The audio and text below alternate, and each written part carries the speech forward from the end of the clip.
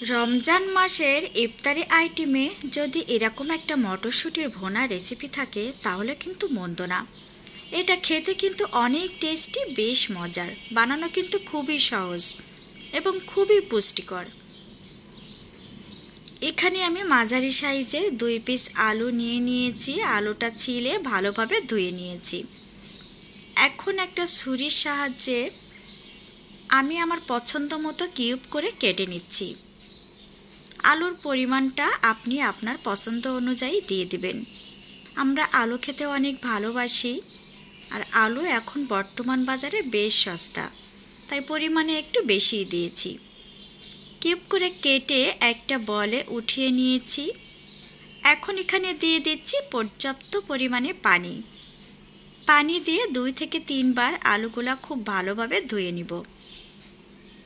চুলার উপরে একটা প্যান বসিয়ে পানি দিয়ে দিয়েছি। দিয়ে আলুগুলা আগে সিদ্ধ করে নেব। এখানে আমি মটরশুঁটি নিয়েছি 250 গ্রাম। মটরশুঁটিটা মিক্সিং বলে ঢেলে দিয়েছি। এখন পরিষ্কার পানি দিয়ে 2 থেকে 3 বার খুব ভালোভাবে ধুয়ে নিব।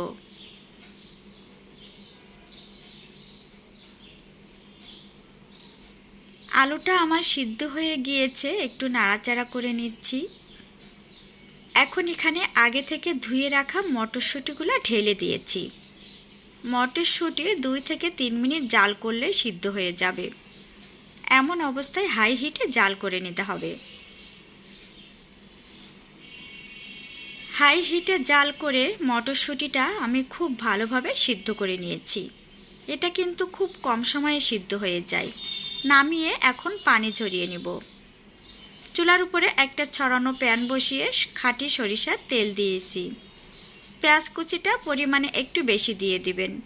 লবণ দিয়েছি স্বাদ অনুযায়ী। এখন তেল, লবণ আর পেঁয়াজটা একটু ভেজে নিব যাতে কাঁচা গন্ধটা চলে যায়।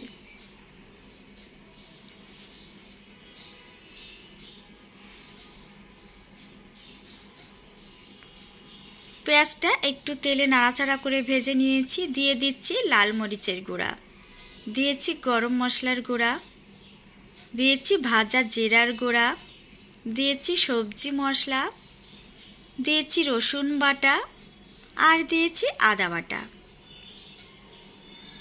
এখন মশলা, পেঁয়াজ খুব ভালোভাবে তেলে একটু ভেজে নিব। এই সবজি মশলাটা আমার বাসায় তৈরি করা, রেসিপি চ্যানেলে আছে, আপনারা দেখে নেবেন। রোজার আগে যদি মশলাটা তৈরি করে নেন, যে কোনো সবজিতে দিয়ে দিলে সবজির স্বাদ দ্বিগুণ বেড়ে যাবে। 25-26টা উপাদান দিয়ে এই সবজি মশলাটা তৈরি করা হয়।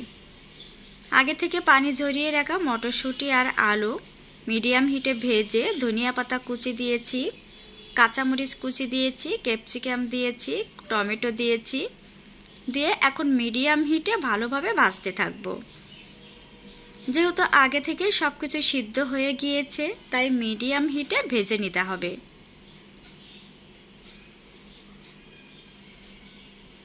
এখন দিয়েছি কালো গোলমরিচের গুঁড়া, টেস্টটা আরও বাড়ানোর জন্য।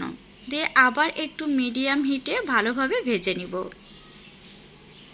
এটা খেতে যে কতটা মজার, একবার বানিয়ে খেলে মনে হবে প্রতিদিন বানিয়ে খাই। আর এই পুষ্টিকর খাবারটা ইফতারি আইটেমে রাখতে পারেন। আজ এ পর্যন্ত, সবাই ভালো থাকবেন।